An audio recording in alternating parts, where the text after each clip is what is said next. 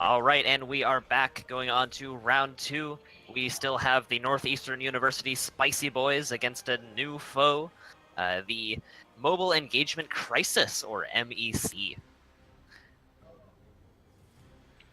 It looks to be You guys talking a Discord? relatively even matchup as we head into it. It'll be interesting to see. I know we're having some difficulties in terms of communication earlier. It'll be interesting to see how that pans out here. Yep, this is a LAN tournament, so it is somewhat awkward at times using headsets, even though you're right next to each other, or sometimes there are technical difficulties, and sometimes you just have to shout. So we'll see how these teams adapt, especially as MEC gets their defense ready. It's honestly, out of everything we've seen so far, going to be one of the most classic cookie cutter comps. It's going to be Deathball with Soldier Pharah. And you know, it's going to be interesting to see what Logic Fiction makes of that Pharmacy. Obviously, as the hit scan hero on the blue team, it's going to come down to whether or not he can shut down that aerial advantage and hold the point on defense. Yeah, especially with Mixie pocketing next to him, he's not going to have that damage boost. He is going to have J-Bag's Discord Orb to work with, though, so hopefully that's enough to start taking down the Pharah Mercy. Meanwhile, on the other side, though, we're going to have the Spicy Boys play Valiant on the Widowmaker. So if there's one character that can take a Pharah out like that, Widowmaker's the character to do that. It's very similar comps, except Craftpunk's going to be on the D.Va, maybe in case they need extra stopping power against the Pharah. And we are off. Craftpunk going around the left, right up there. You see Matt trying to make some things happen. Yeah, we see a very rudimentary defense from MEC taking this early high ground, but they do have to collapse to the point pretty soon. Good on them for making that adjustment already. If you get stuck on that high ground, it spells for very poorly. And now Torbjorn is out here as the Reinhardt, but he's discorded and he's taking a lot of damage, but Mixie's the first to go down. So that's already going to start MEC's downfall as the rest of Spicy Boys push into this point.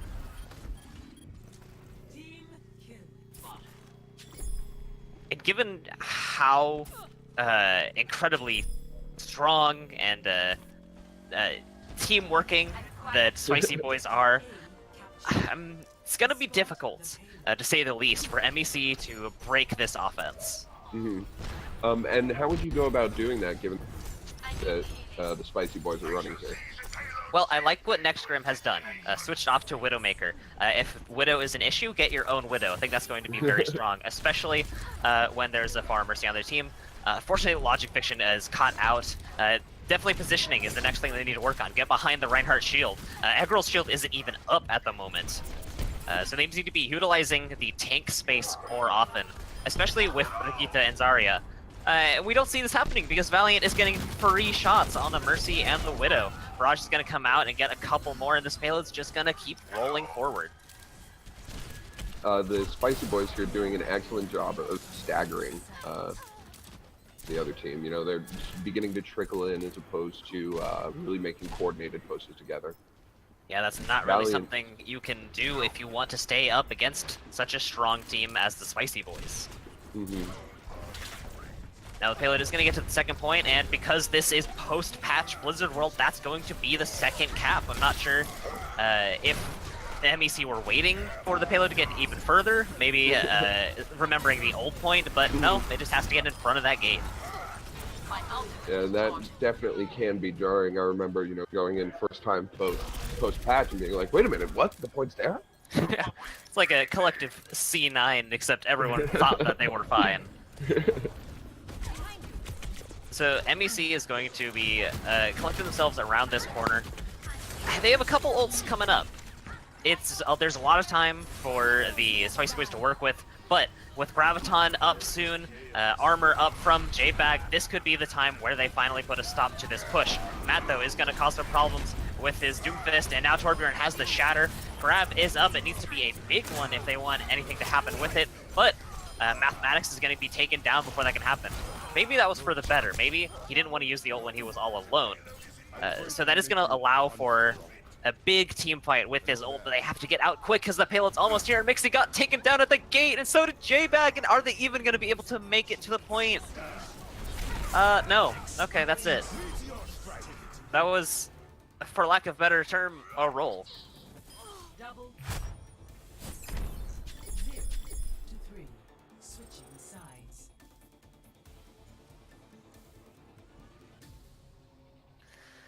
So, moving into the swapped sides, MEC definitely have their work cut out for them. It's going to be very difficult.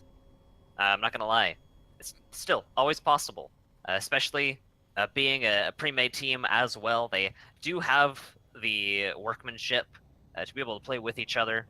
They just need to play closer with each other, especially with the Reinhardt shield, so that they don't get taken down one by Valiant.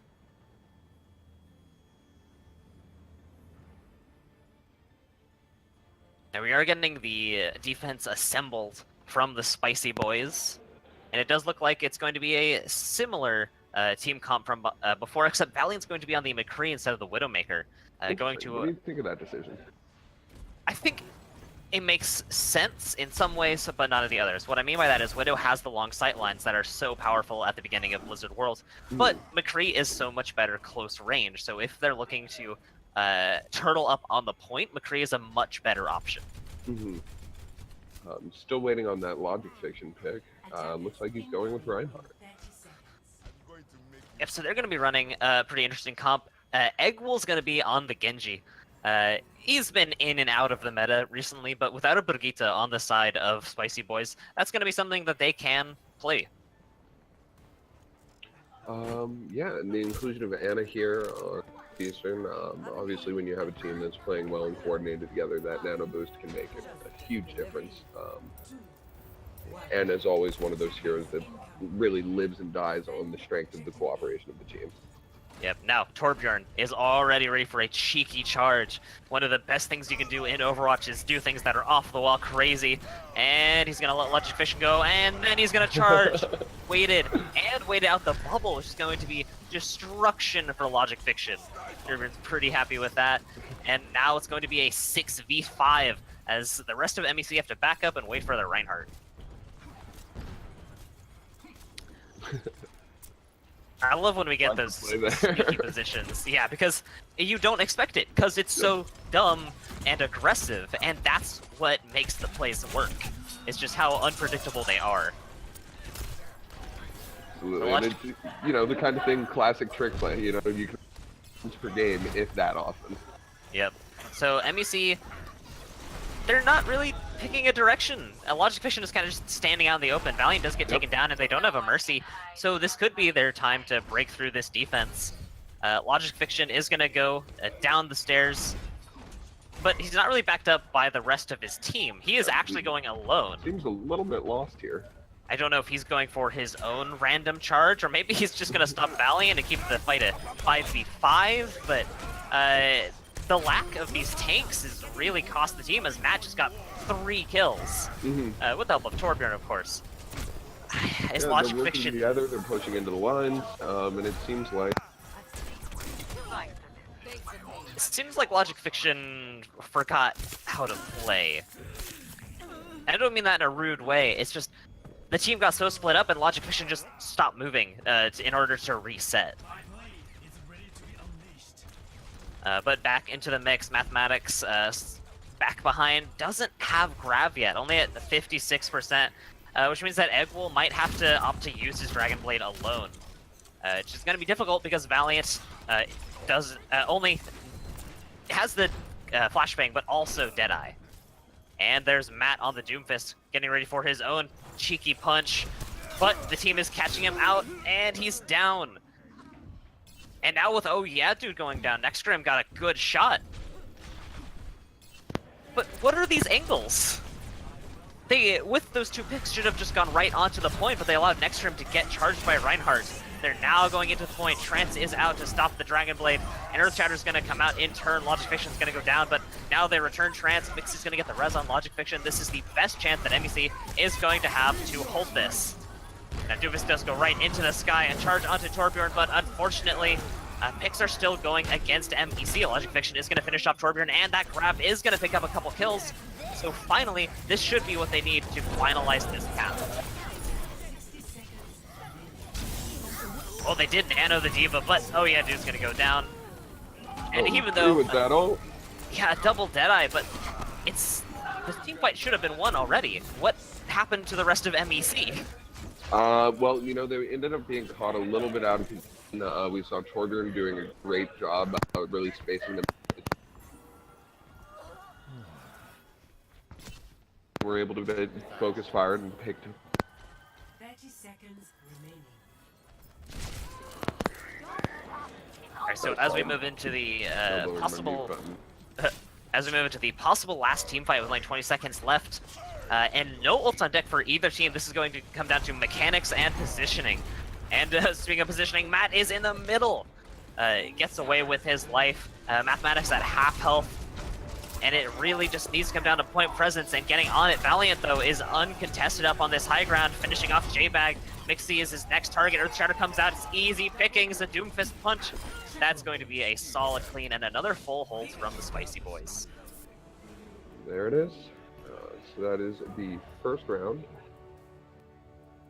All right, what are you feeling for the next round? Want to go Hollywood? Well, we just did a hybrid. Oh, but we okay. haven't seen a 2CP yet. So let's go to... Only hybrid Style. messed up today. Oh, only hybrid and payload? Yep. Alright, in that case, let's hit up a payload map. Let's go to Dorado. Sounds good by me.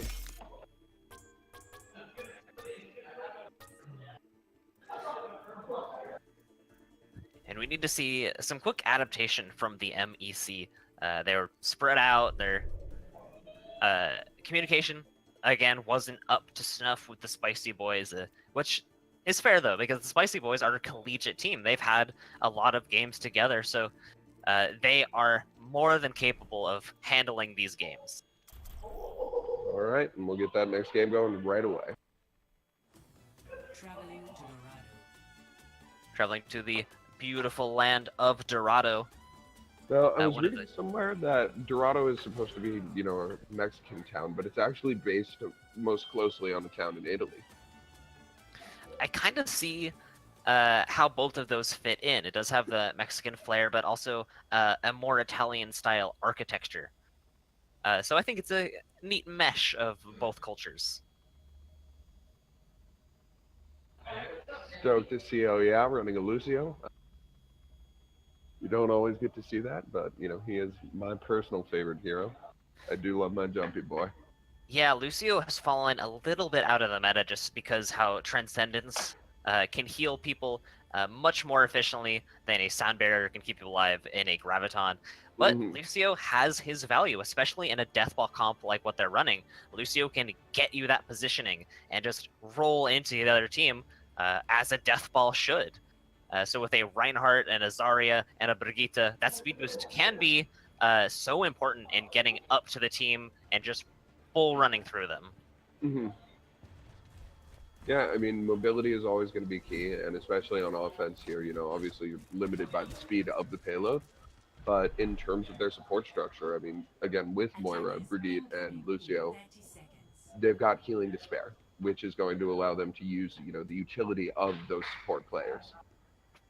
Meanwhile, MEC is on a weird comp, and I don't... Well, they're on the high ground.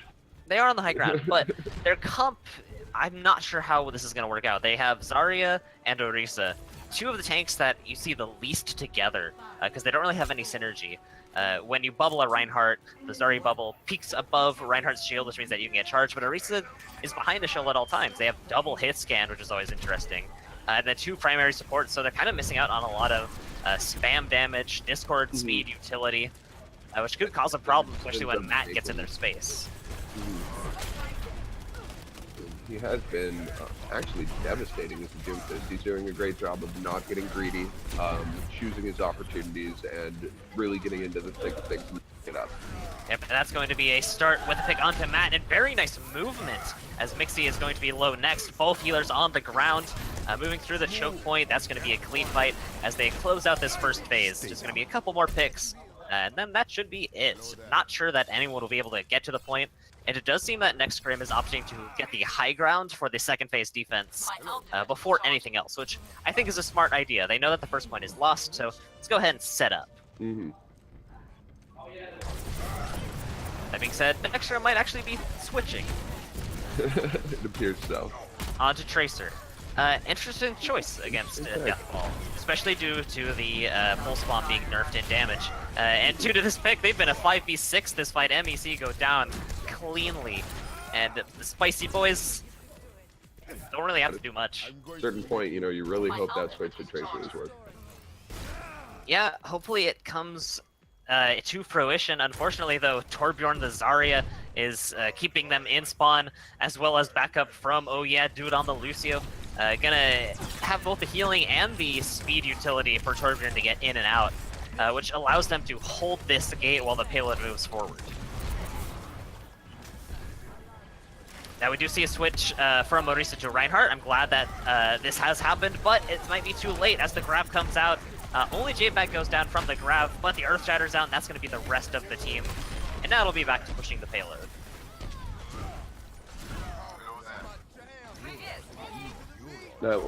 Northeastern has done a great job here, really bottling them up. You know, again, we were talking earlier about their ability to create space in advance of the payload and then move into it. And so far, we really haven't seen, you know, much awareness of how to counter that in the other teams in the way they've approached it. Yeah, and one thing that's hard to counter is a 100 charge Zarya. Torbjorn has kept up this energy forever. The damage doesn't really seem to be coming down onto the Northeastern team unless it's onto Bubbles, which Torbjorn is definitely going to be happy with. Mm-hmm. And you know, the Bubbles are counterintuitive, but you know, we see even there, Addicts shooting directly at the Bubble Zarya, contributing, you know, ever more charge. Yeah, but Torbjorn is going to go down and a Pulse Bomb onto Craft Punk, but is going to get healed right back up because Pulse Bomb doesn't do as much damage as it used to. Coalescence is going to come in for the push, Meteor Strike as well. And while Next Term is going to get res back up, that's not really the main target you want to res. You want a tank to create some space, especially against the Brigitte. Valiant's going to shut down that Tracer immediately if they're anywhere near the payload. Out of everything, Fui got a double kill. Cheeky Earth Shatter, didn't get much, but it's still fun to watch. And now poor Eggwool is on the wrong side of the payload. Valkyrie Mercy is out, but the damage is here. Graviton does come out, but they don't really have much to combo with it. Mixie does get two. So that ended up being, honestly, probably enough. I don't think the three remaining members of Northeastern will be able to come back and win this fight unless they can hold for reinforcement. Might be looking like an escape strategy, though. Mm-hmm. So I want to point out how well, finally, the adaptation from MEC has been. Mixie was a Mercy earlier, and now they're a Pharah who got a game holding Barrage, thanks to Mathematics' Zarya. Eggwool, previously playing DPS, is now on tank. I like that even though things aren't going their way, they are switching and trying out what else works. Because if you know things aren't looking well, they're at least trying. And you know, it's almost, while it is too little too late, you do really see that adaptation. And you know, being able to do that, being able to move forward is one of the core elements of the game. We've talked a lot about Northeastern style being very much, you know, back to basics, stay grouped, move the payload, everything like that. And that's what I feel we started seeing from the mobile engagement crisis towards the end of that match there. Yeah, and one thing that's good about Time Bank system is that even though there's 3 minutes left, they were able to use that defense to really feel out who should be playing what. Because there were a lot of role switches, and they ended up getting some footing after they switched to different roles. They didn't have the ultimates to really sustain themselves, but still, it was much closer than it was before. So maybe they can take that information moving into the next into their attack. Now, what do you think of this attack Bastion that Mixie's moved to here? It's risky, but it could work. One very important aspect about Bastion is that Matt on Doomfist can do nothing to Bastion. Punch doesn't move Bastion at all. E doesn't pop Bastion up. Punch doesn't get that extra damage because it doesn't move Bastion. So this could honestly be a pretty good strategy. It's going to take Craft Punk's shield down immediately, Valiant's as well. So if they give Mixie ample space and healing, this could be a very viable strategy. Logic Fiction with that Discord orb potentially, you know, allowing for even more damage.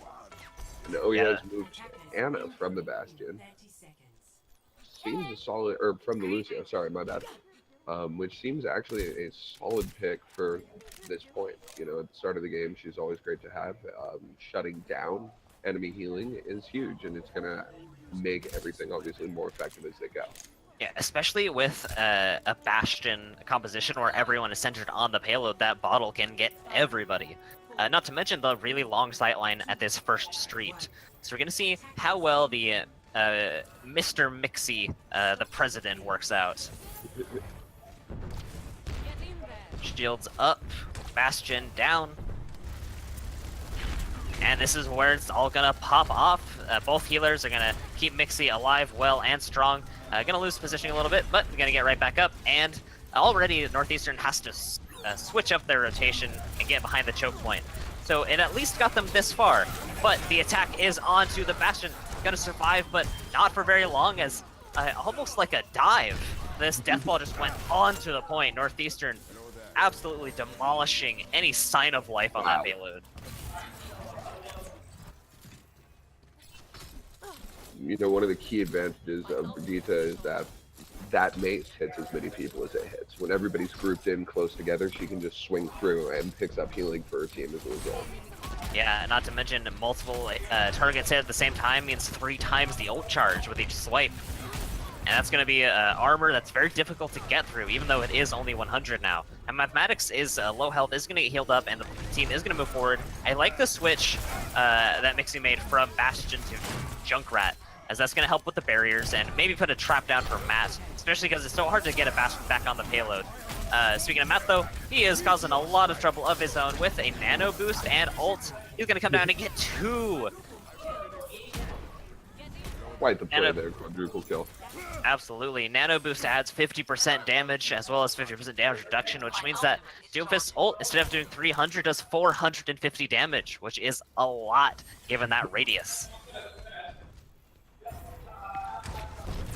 And now, while MEC are trying to move forward, they have a handful of ults coming up, actually. So if they wait a little bit, they will have Tire to use with Grab. And if they can get ults from Northeastern out, they could turn this into a win eventually. J-Bag with a little suspect res attempt. But still. With Grav, with... Oh, they use Tire. So they're not going to have that as an option. I take that back. The best option they'll have is Grav, hope that Junkrat and Reinhardt do enough damage. But take a look at Torbjorn's positioning. He's going to try and stop this fight before it begins with his own Grav. And with Trance being forced out early, this is huge for the Spicy Boys, as that's going to be basically no healing moving into this Grav.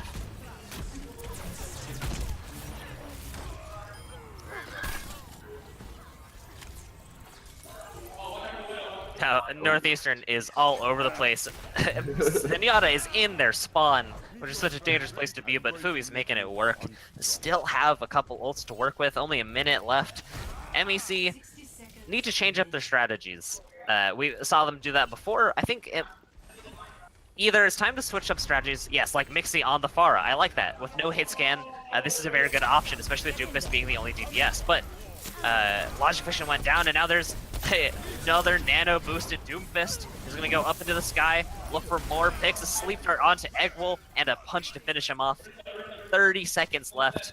Earth Shatter, Pulse Bomb, and Pharah could be enough to break this nut and get into the next phase. But they need to play carefully.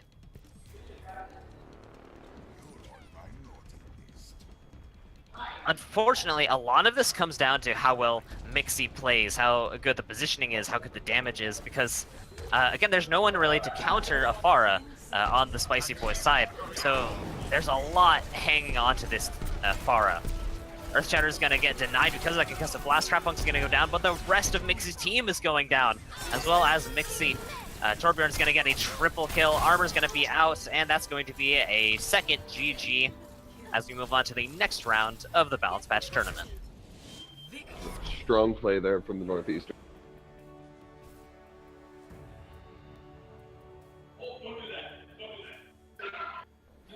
Play of the game is going to go to Matt, who had so much success on the Doomfist. He's a weird hero to play, has a few bugs here and there, but a good Doomfist player can accomplish so much with his one-hit potential, not to mention a nano boost that obliterated both of those heroes and a fourth one. What? Okay.